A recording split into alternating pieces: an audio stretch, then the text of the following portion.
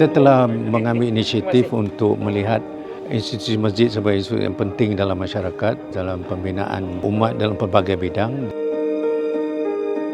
Saya dengan sukacitanya merasmikan program Sukarelawan Masjid Mengupaya Masjid Membina Karya Dinamik dan Sejahtera.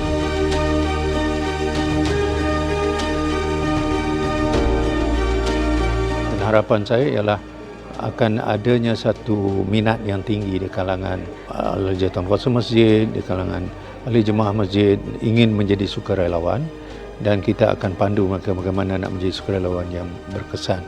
Dan kita akan jadikan Perak ni sebagai perintis kepada program pembinaan sukarelawan masjid.